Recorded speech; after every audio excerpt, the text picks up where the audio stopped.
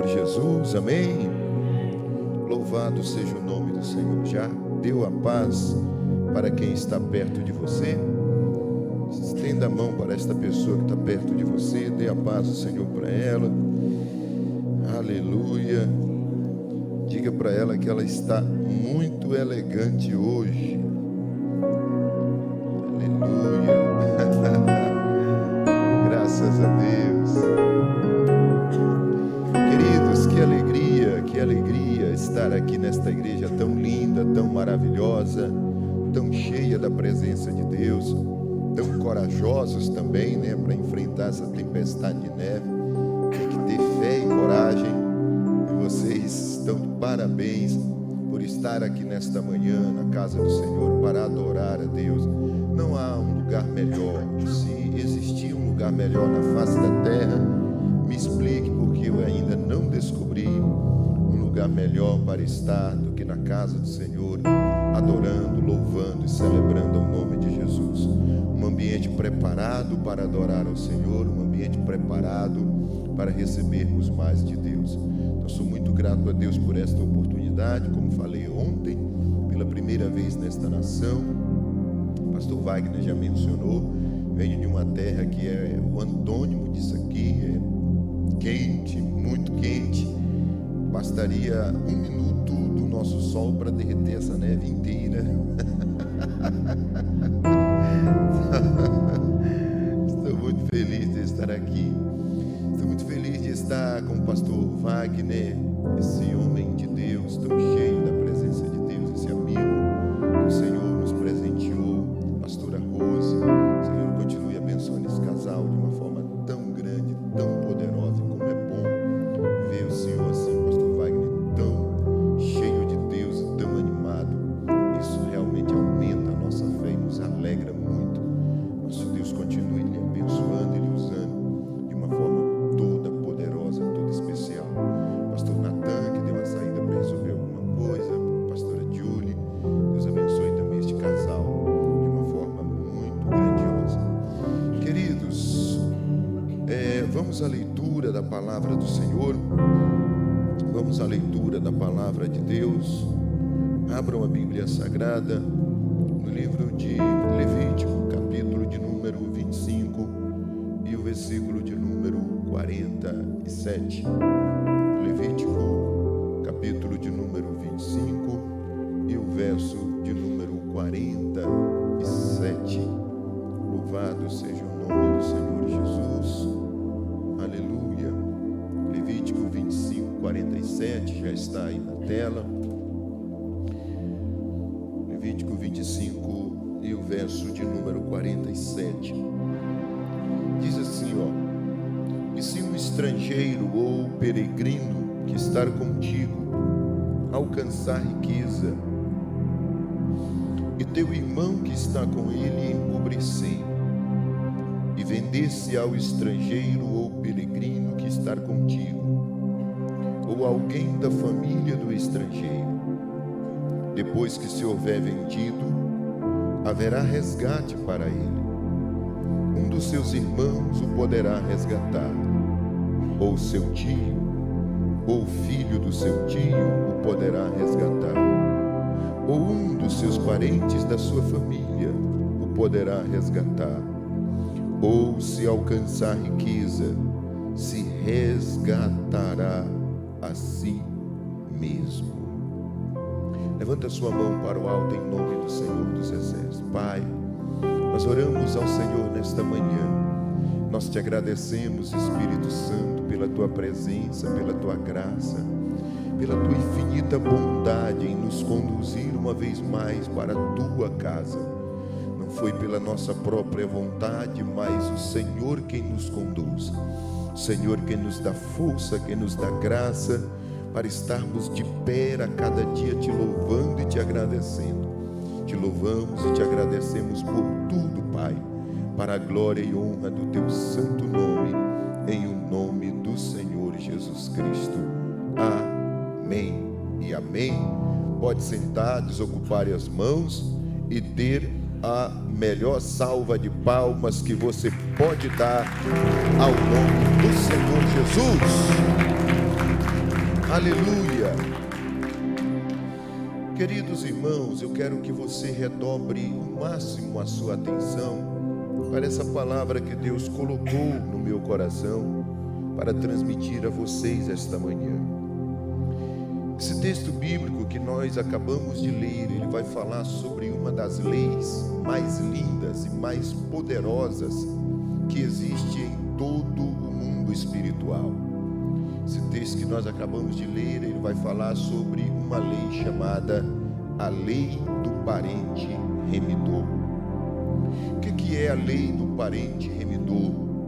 Na verdade, a lei do parente remidor, ela está entrelaçada, eu posso dizer assim, com outra lei, que é a chamada a lei da dívida. As duas leis estão inseridas no mesmo texto.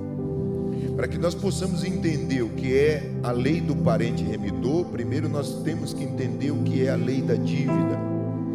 A lei da dívida, ela determinava o seguinte: e quando alguém cometia uma dívida, e essa pessoa não tinha condições de pagar essa dívida, a lei determinava que o endividado teria que se transformar em escravo do credor.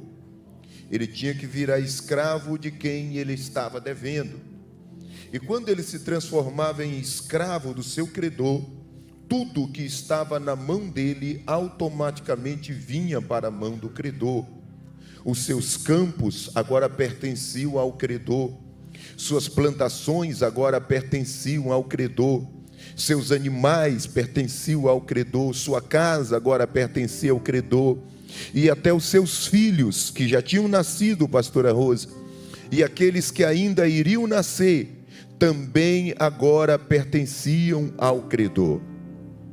Nós temos exemplo desse texto bíblico e desta lei aplicada em vários trechos da Bíblia. Nós temos o exemplo da viúva, a viúva em que Eliseu aumentou o azeite dela. A história diz que ela era a mulher de Obadias. Mas olha que coisa terrível, seu esposo contraiu uma dívida, ele morreu, deixou aquela dívida, ela não tinha condições de pagar. Então o que aconteceu? A história diz que os credores vieram buscar os 2 filhos como escravo. Observe que Eliseu não vai contestar o que eles estavam fazendo, porque eles estavam fazendo algo dentro da lei, apesar de ser muito cruel e absurdo. Eles estavam usando o que existia de lei na época. Aquela mulher iria perder os seus 2 filhos por causa de uma dívida, porque a lei determinava que os filhos de um endividado não pertenciam mais a ele, agora era de quem ele estava devendo.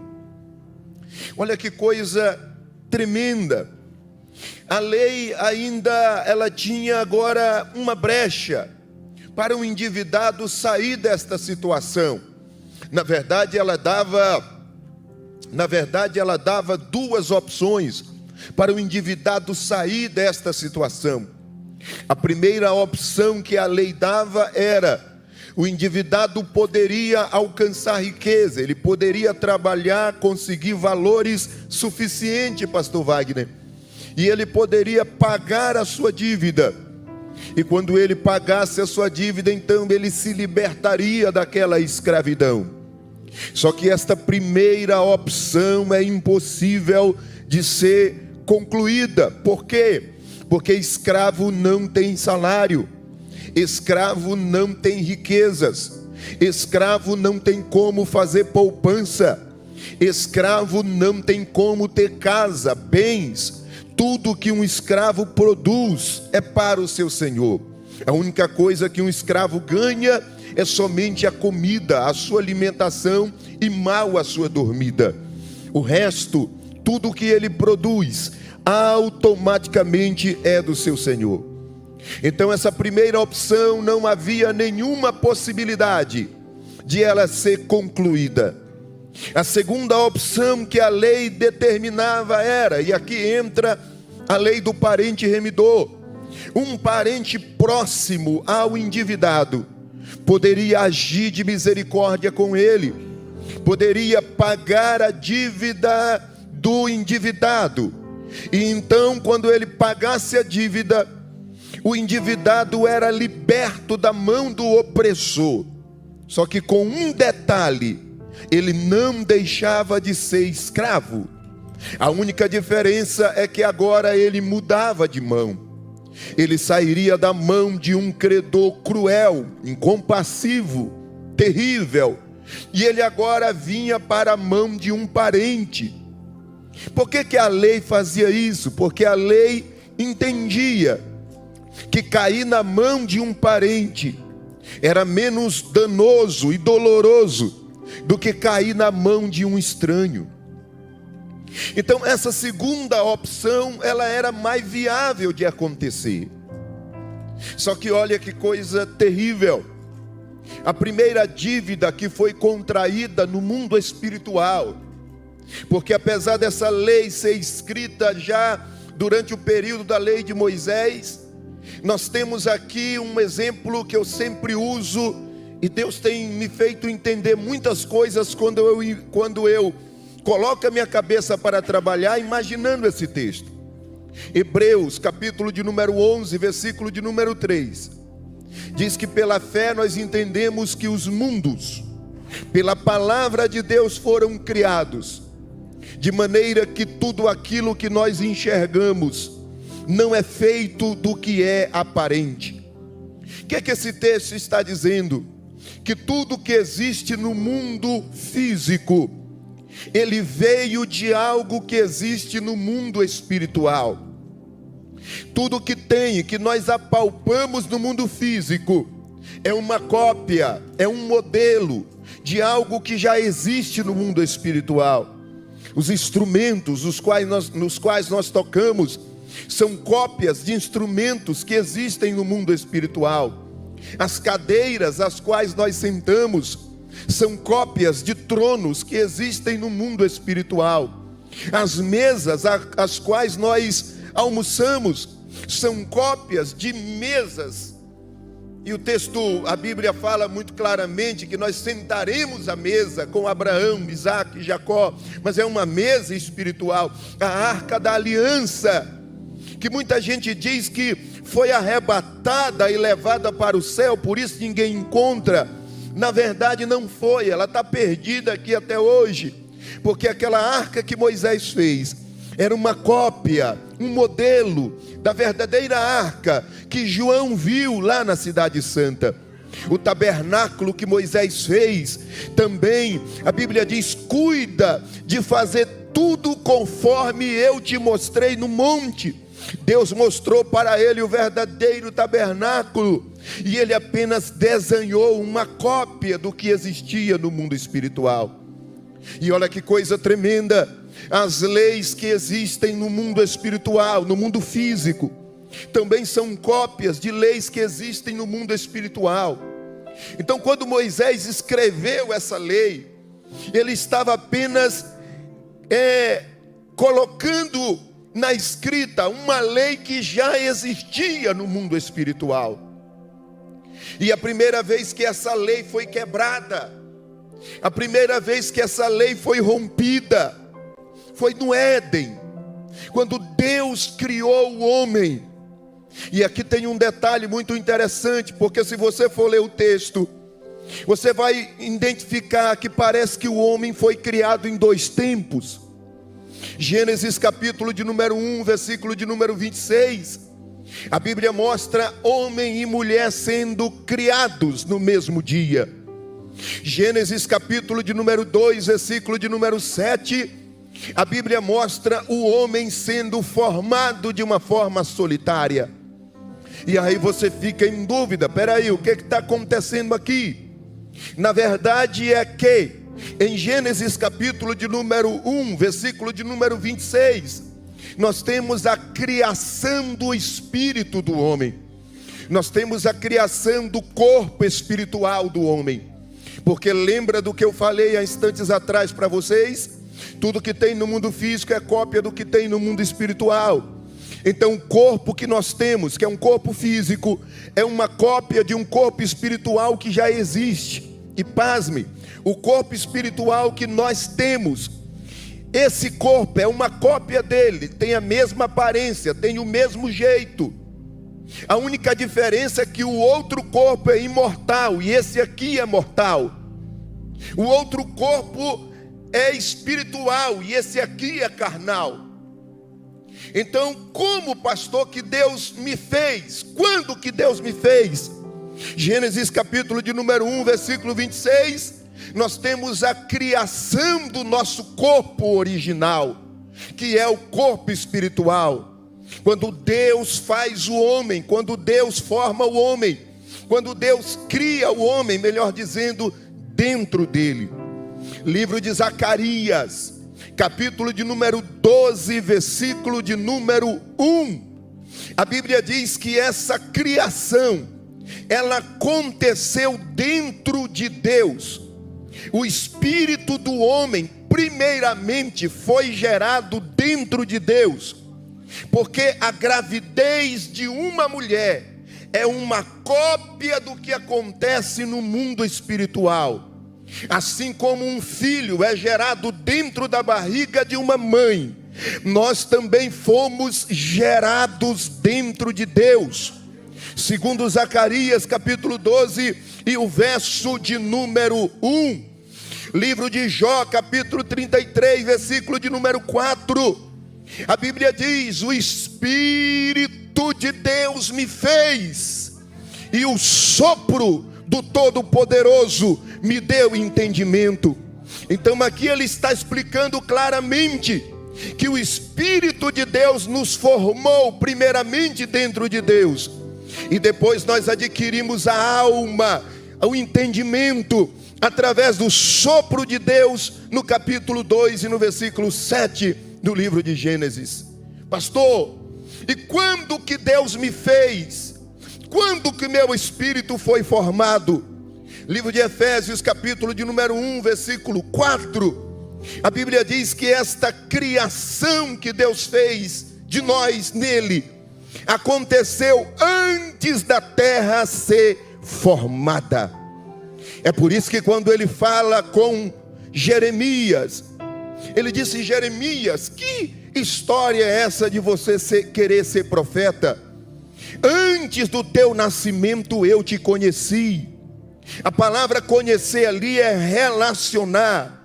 Antes de você chegar no ventre da tua mãe, eu me relacionei contigo.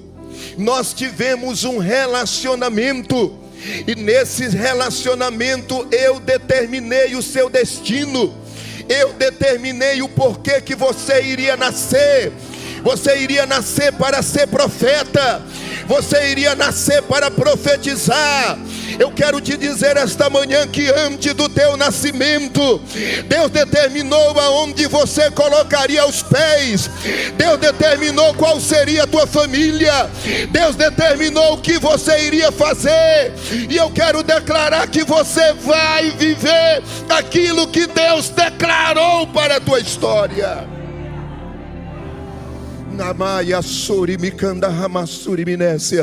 Levanta sua mão para o alto, pega na mão de quem está perto de você. Diga: você vai viver aquilo que Deus declarou. Você vai viver os propósitos de Deus para a tua vida. Nenhuma vírgula será tirada, nada será arrancada. O diabo não vai atrapalhar o projeto de Deus na tua história. Eu sinto a glória de Deus para declarar. Satanás não vai bloquear aquilo que Deus declarou para você. Já tem uma ali recebendo. Satanás não vai arrancar aquilo que Deus declarou para você. Quem é que está comigo nessa palavra? Faz barulho de glória!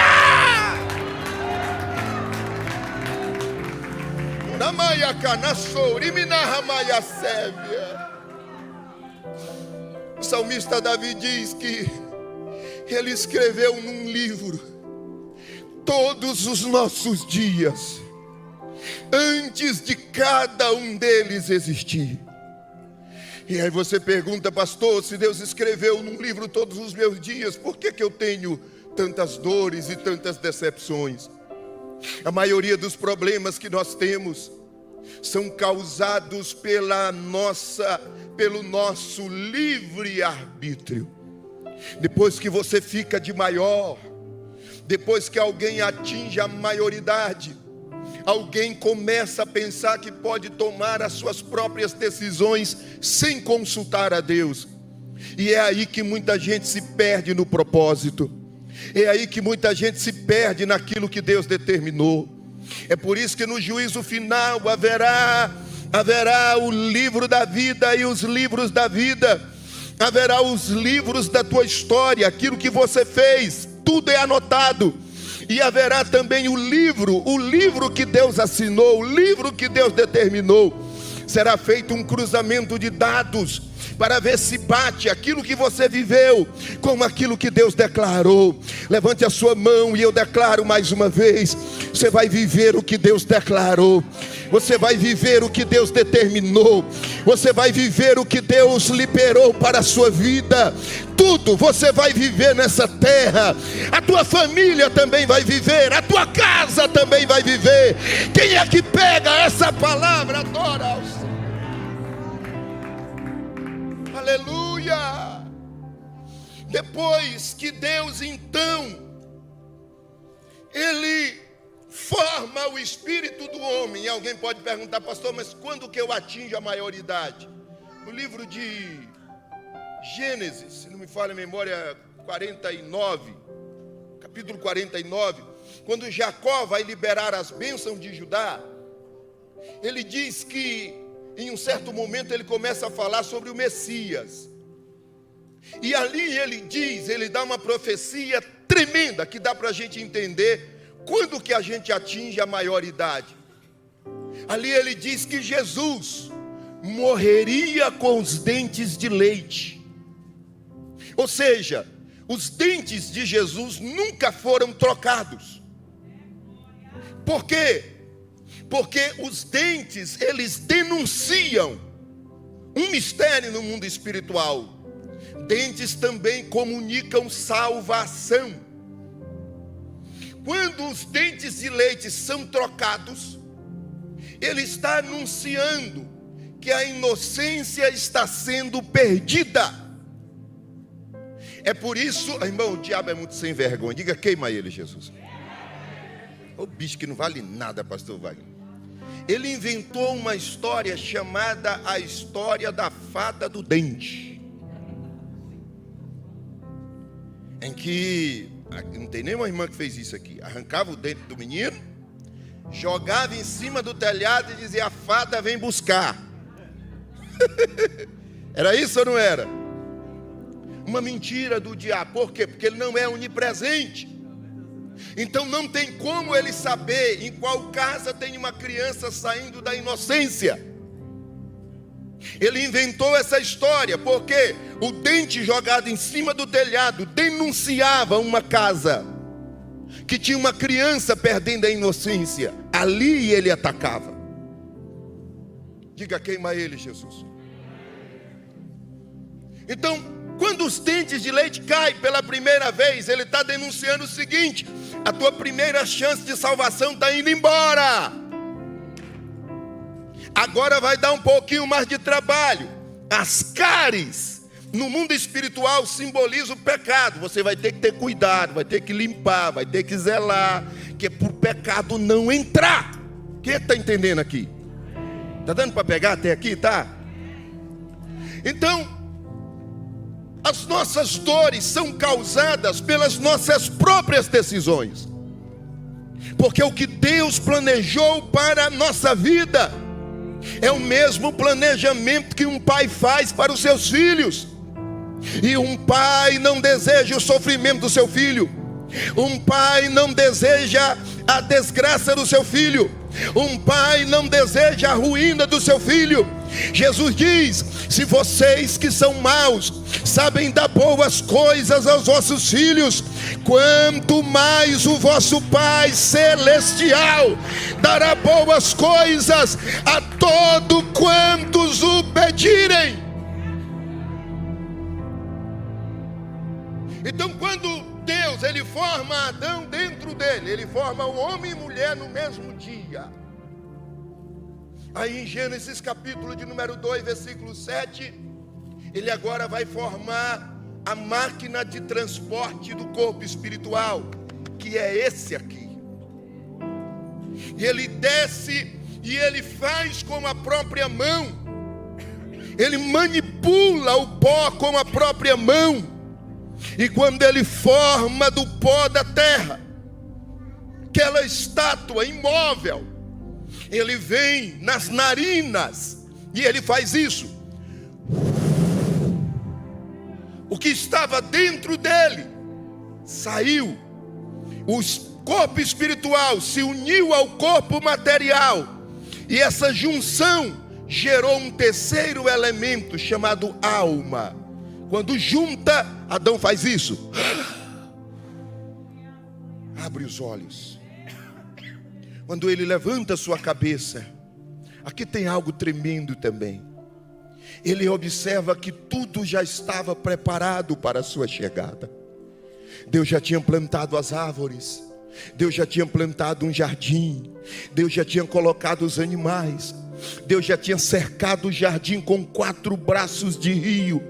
Se ele precisasse de água, já estava lá. Se ele precisasse de comida, já estava lá. Porque assim como os pais se preparam para a chegada de um filho, assim também Deus preparou a chegada de Adão. Por quê, pastor? Porque Deus não é pego de surpresa. Antes de alguma luta chegar, Deus já preparou a porta de escape, Deus já preparou a saída, Deus já preparou a vitória. É você que ainda não viu, mas a vitória já está liberada, o milagre já está liberado. Levanta a sua mão, eu estou sentindo a glória de Deus aqui. Pega na mão de quem está perto de você. Diga: vai acontecer com você o que aconteceu com Agar. O anjo do Senhor vai abrir os teus olhos. Você vai ver o poço preparado para o teu socorro. Você vai ver a provisão preparada para a tua história. Você vai ver a porta aberta para a tua casa. Já está aberta, já está liberada. Quem pega essa palavra adora ao Senhor Jeová. Oramaia canassor e minaia sevinécia. Observe que no princípio os dois entraram no mesmo corpo. Depois Deus apenas colocou Adão em um sono profundo, que na verdade era uma morte. Por que a Bíblia não usa o termo morte? Porque ele ainda não tinha pecado, e a palavra morte não pode ser usada para quem não tem pecado. É por isso que quando você aceita Jesus e você morre, a Bíblia não diz que você morre, a Bíblia diz que você dorme no Senhor. Ele então tira a mulher de dentro dele. A maior necessidade de Adão naquele momento era de uma companheira. É tanto que o texto bíblico mostra que ele, pelo visto, olhou procurando e não encontrou.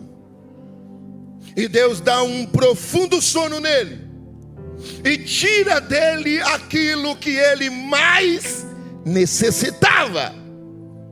E aqui tem um outro mistério muito tremendo. Aliás, 2. Primeiro mistério: aquilo que nós mais necessitamos, na verdade não está fora, está dentro de você, já está em você, só falta vir à existência. Aleluia.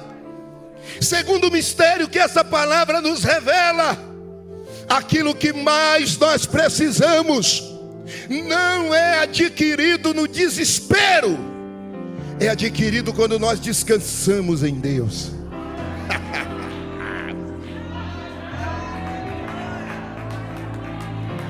Sabe por que você ainda não adquiriu? Porque você está muito agitado. Você está muito agitado, não está dormindo, não está comendo. Deus está mandando te dizer esta manhã: vá dormir. O que você precisa é dormir. E deixa que o impossível eu faço. Deixa que o impossível eu opero. deixa que aquilo que você não pode fazer, eu vou fazer por você. Eu vou liberar em você. Alguém ali já pegou? Alguém aqui já pegou? Quem é que pega essa palavra?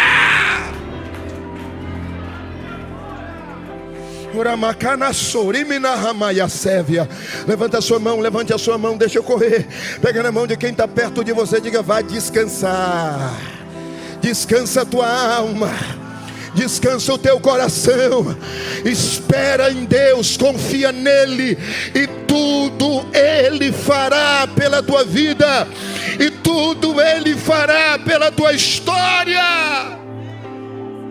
Diga glória a Deus.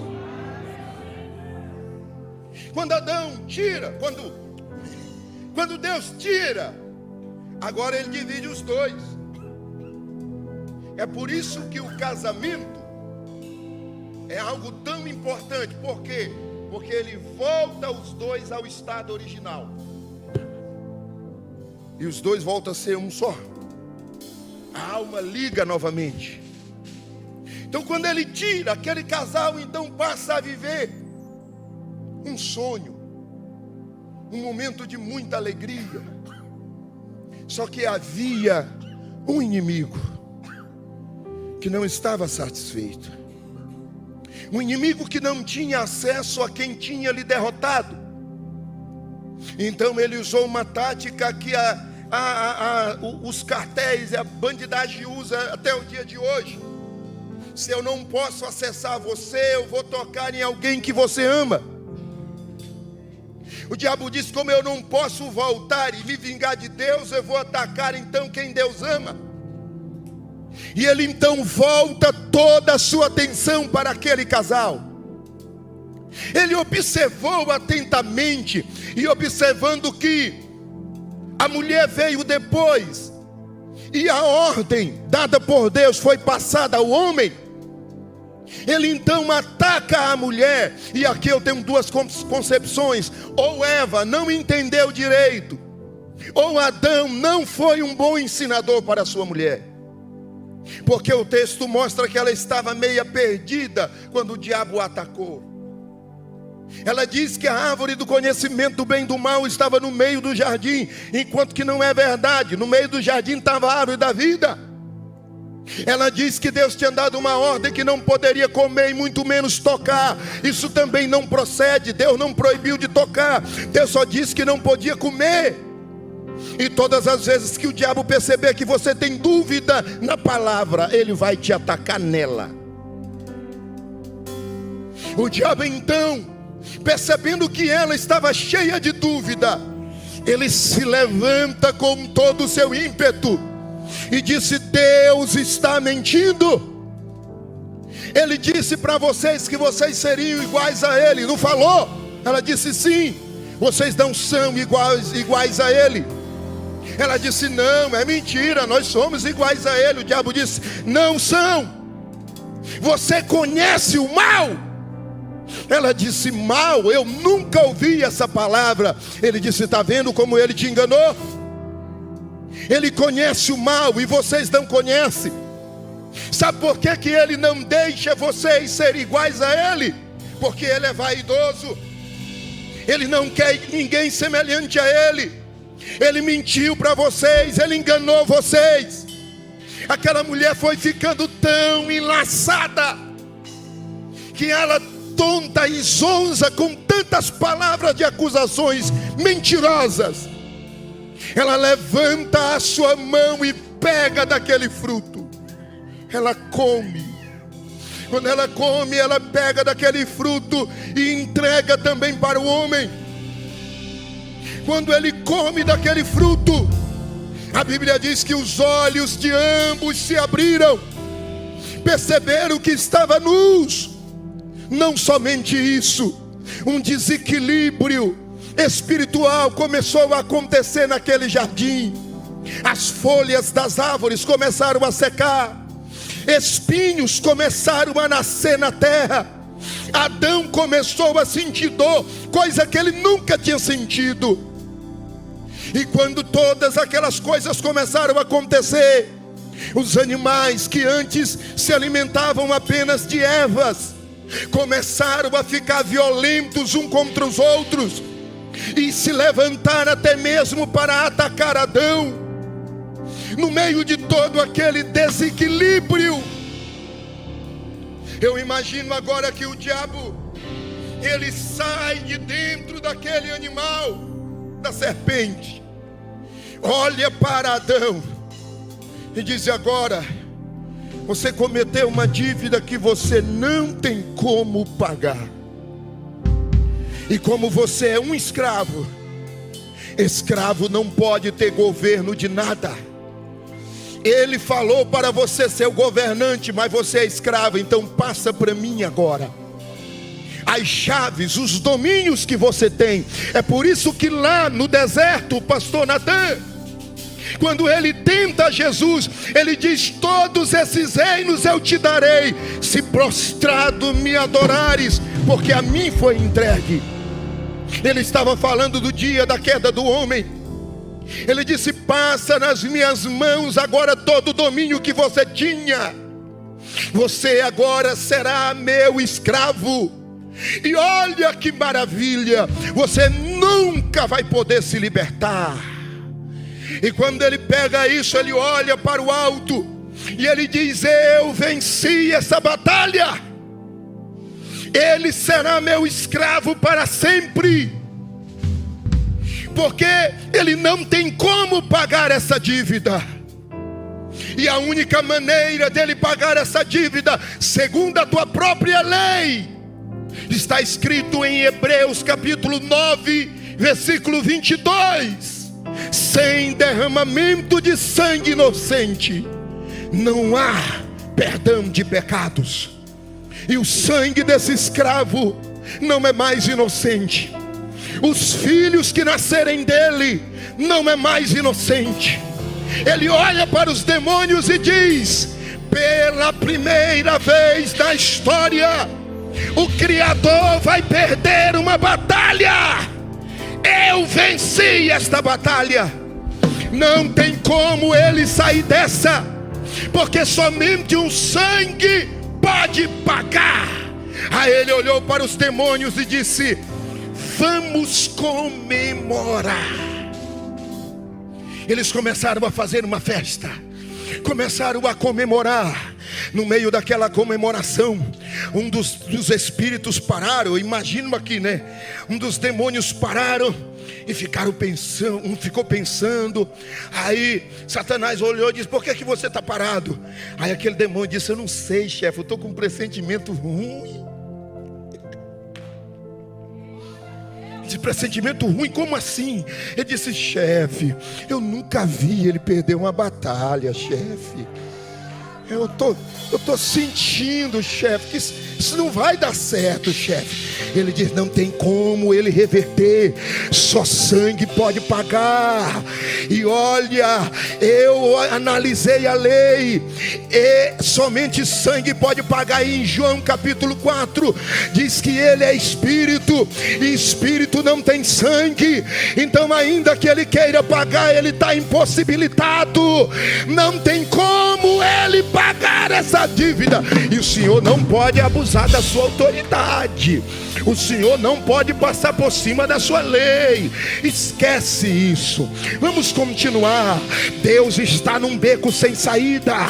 Só que o diabo esqueceu de uma coisa: em todo beco sem saída, Deus sempre tem uma passagem secreta.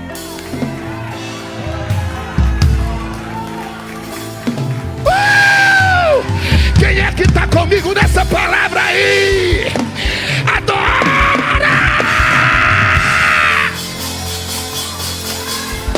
Aramacanta, Naia, Souri, Minécia. Tem uma passagem secreta para você.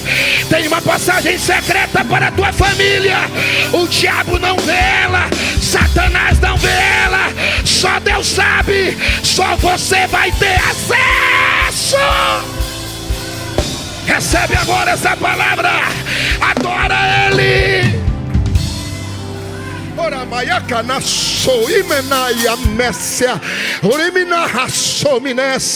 Pega na mão de quem está perto de você. Diga: tem uma passagem secreta. Só você vai acessar. O invejoso não vai acessar. O diabo não vai acessar. O perseguidor não vai acessar. Só você vai entrar nela. Só você vai tomar posse dela.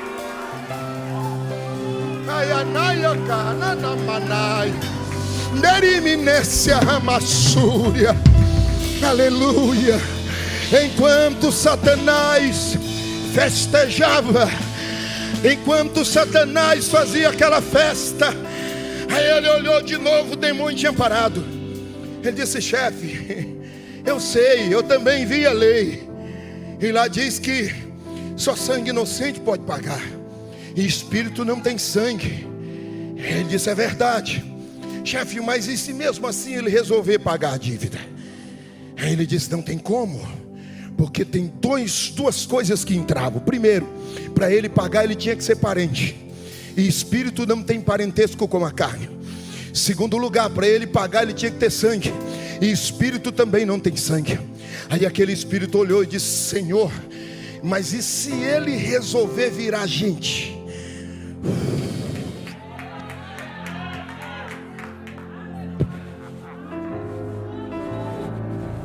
O diabo disse: eu não acredito nesta possibilidade.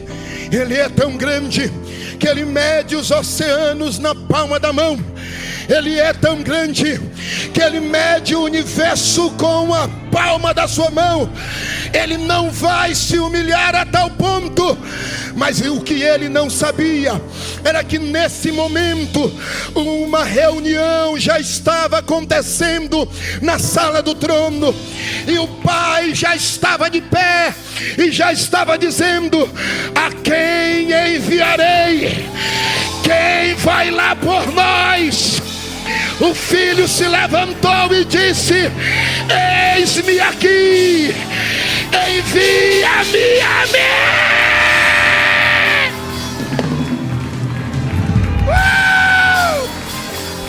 Decai, Manai, Teriminécia, adora Ele, adora Ele, adora!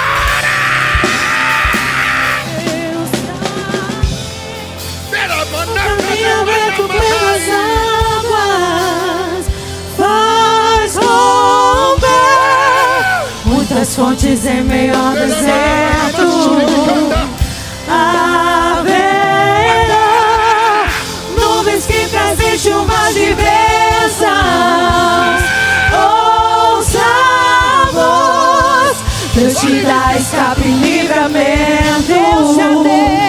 Deus já tem um caminho aberto pelas águas, faz romper muitas fontes em meio ao deserto. Haverá nuvens que trazem chuvas de bênçãos. Ouça a voz, Deus te dá escape e livramento.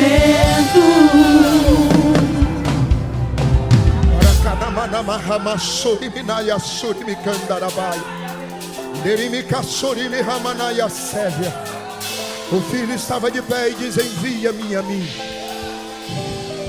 No livro de Lucas, capítulo de número 2, capítulo de número 1, versículo de número 26.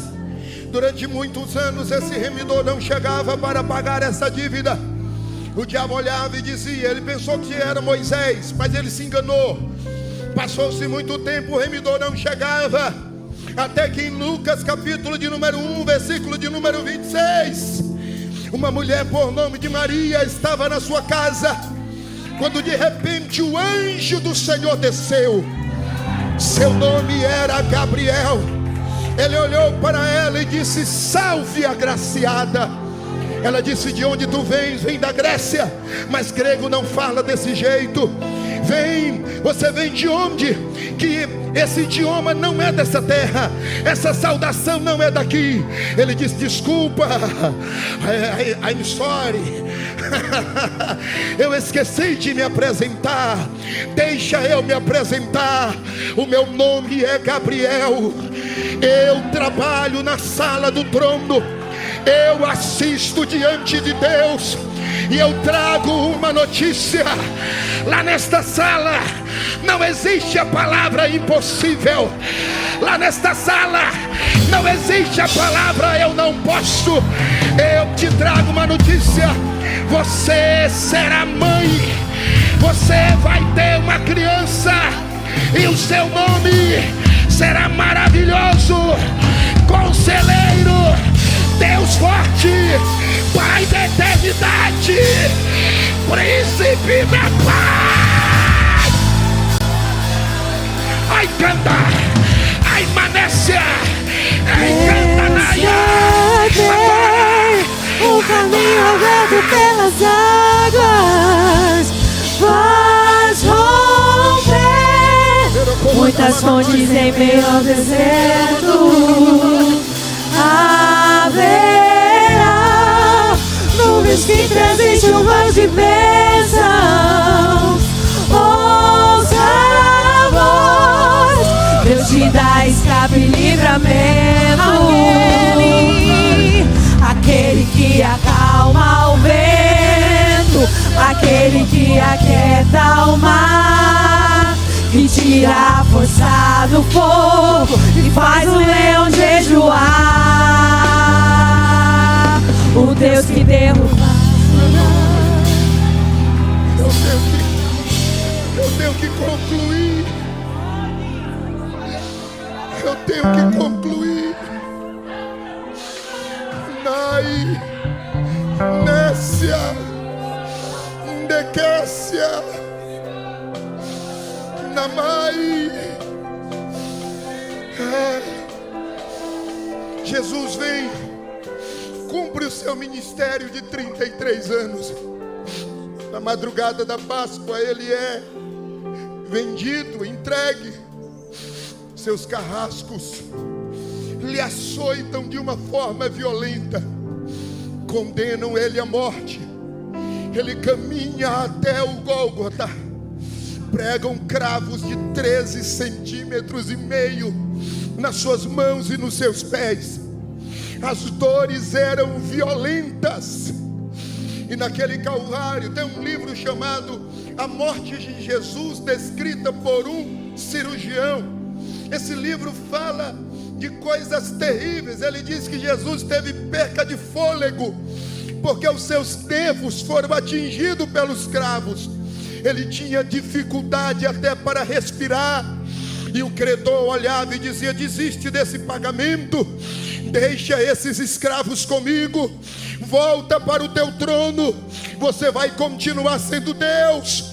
Ou aliás, chama os teus anjos, eles vão te tirar daí agora. Mas o nosso remidor olhava e dizia: não, eu vou libertar eles, eu vou arrancar eles das tuas mãos, e eu não vou chamar anjos. A batalha é eu e você, é eu contra você, é duelo, e eu vou te vencer.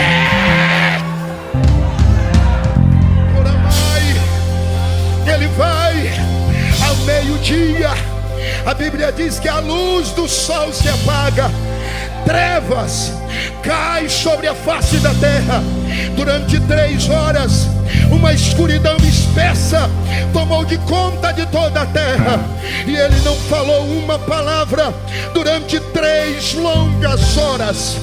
As festas do céu, pastor Wagner, cessaram.